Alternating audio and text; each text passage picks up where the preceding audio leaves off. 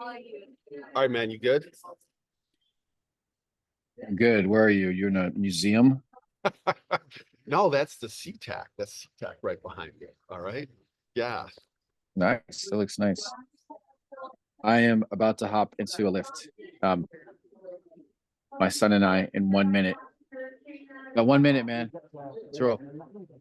We're gonna hop into a lift here and we're gonna head to the airport to join everybody in Arizona.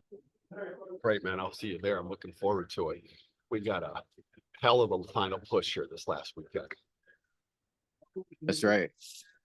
Uh, All right. so, What are you gonna catch me up on some stuff today? well, no, actually, I want to just set the launch into this weekend. You and I have had a couple of conversations in the last several days about how important it is for us to stay grounded in this work, and understand the fight that we're seeking to continue. So today I want to end this with great words, the words of the great Fannie Lou Hamer, a speech she gave in 1964. But I want to start here. Love it. Okay, great. I want to You got start. some slides. Okay. They're rough. They're just thrown. And I literally gonna have to board the plane. The plane's leaving here, but I can walk on it the last second because I just got a backpack. So here's where we are and have been all year. Every statement. I don't know if you've been to a mall. Have you been to a mall?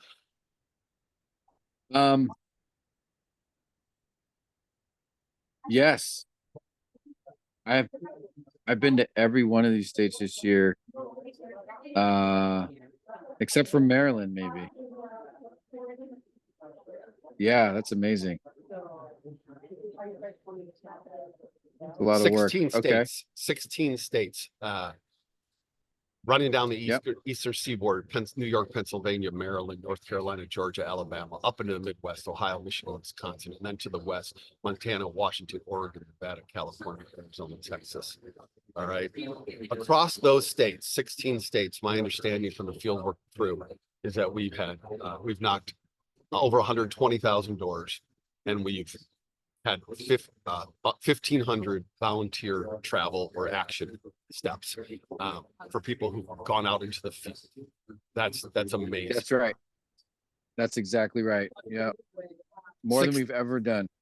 16 states, 1,500 volunteer actions, and 120,000 doors. It's amazing. And now we got our final push. We got our final push. Here's just a kind of where.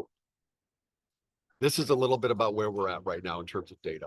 Some data from the Midwestern states. The blue wall shows that among early voters, Harris has a sizable lead. All right, voters, and that isn't just because Dems are out voting Republicans. That's because some Republicans and some chunky independents. So those are in our blue wall states. We got to hold those states for sure. Then here's as evidence of the importance of the states that we've been in and are in this weekend. These are the travel schedules of the two main candidates since September 1st. On the left is Harris. Her biggest states have been Wisconsin, Michigan, Pennsylvania, North Carolina, Arizona, and Georgia, a little bit behind that. And for Trump, it's been Wisconsin, Michigan, and then overwhelming Pennsylvania. Overwhelming. There, to get a sense of like where they are this weekend, here's the Harris schedule for the final 5 days. Yesterday she was in Arizona and Nevada. Today she's in Wisconsin. Tomorrow she's in Georgia and North Carolina. Sunday she's in Michigan. Monday she's in Pennsylvania. All right. Trump is in Wisconsin today. He's in Wisconsin in a couple places today. I believe he's in North Carolina tomorrow. He's going to where's he going? Oh, he's going to Virginia on Saturday for some stupid reason. Why is he going to Virginia? Because he thinks they can, because it's Trump. It's ego, man. He thinks he's got a shot there. Yeah. All right. Wasting time. But these are the key states. For us, the key states have been these all time, all year, 16 states in total. These 4 we finished this weekend in Arizona, Wisconsin, Michigan, and Pennsylvania. We'll have 500 plus volunteers in the field this weekend. I don't know what Yeah, that's. I think so one of the dots on there that we No, I'm it's doing a not one of our podcast right now. 16. Go ahead, man. Who do you think is gonna win? We think Harris has got to lead, man. We're going out to do the work right now. 200 of us going Who's to this? Arizona. I was just gonna say we got a special call out to folks who are in Colorado. It is better. By the way, What's that, Charles? we got a heckler now. You're like we at Kamala Harris level.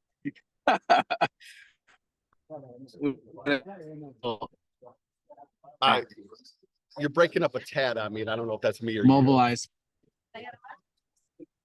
I don't know either. I'm just gonna keep talking. Go ahead. We got a special request to come to Colorado. Oh, we do?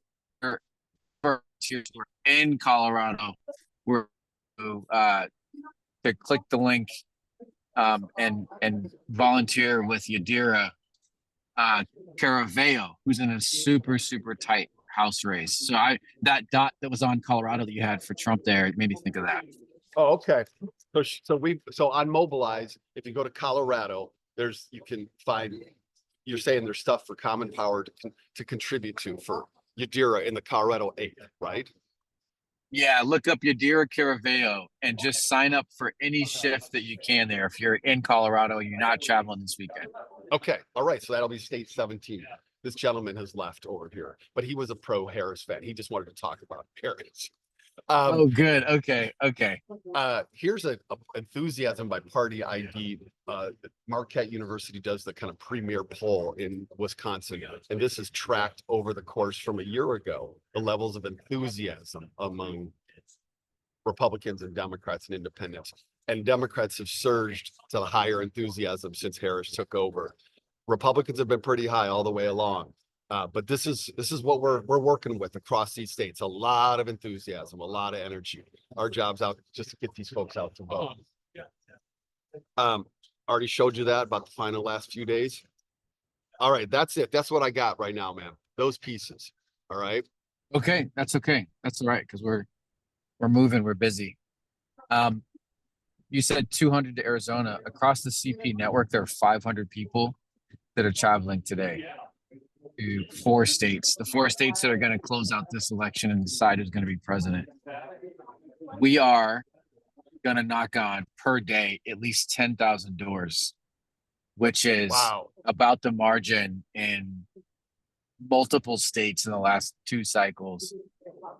To say that we're making a difference is an understatement. We're making a difference in exactly the places where we need votes to win this election, and we're swinging people. We're convincing people.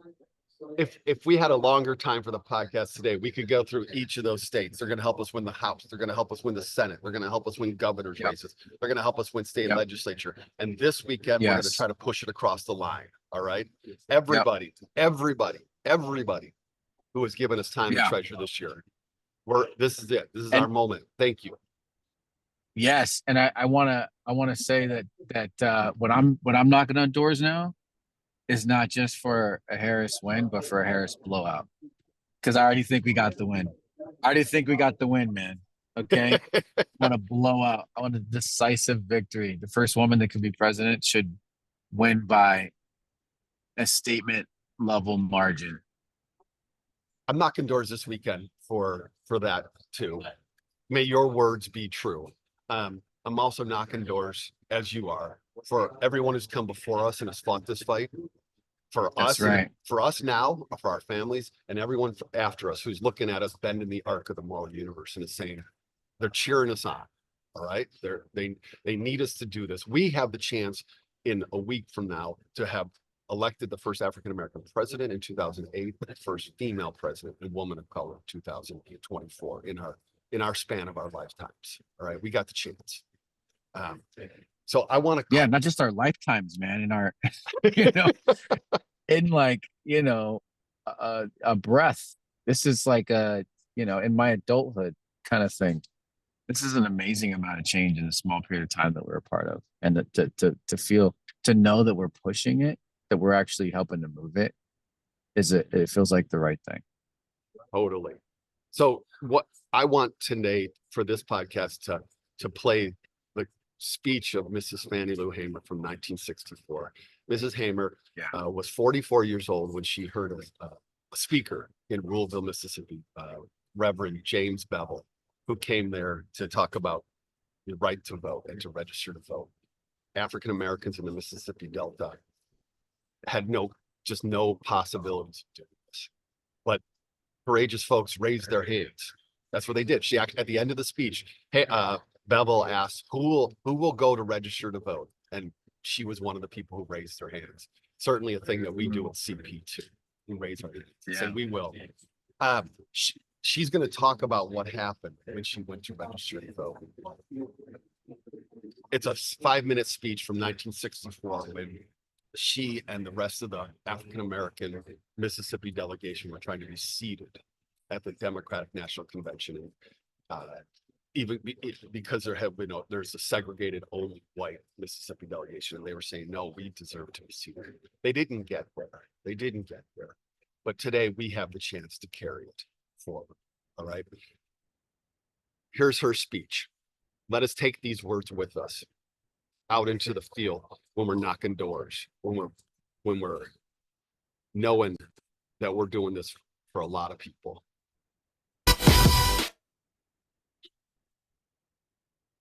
All we have is the audio of this. We don't actually have the whole speech in person. Mr. Chairman, and to the Credentials Committee, my name is Mrs. Fannie Lou Hamer, and I live at 626 East Lafayette Street, Roosevelt, Mississippi. Sunflower County, the home of Senator James O. Eastman and Senator Stinnett.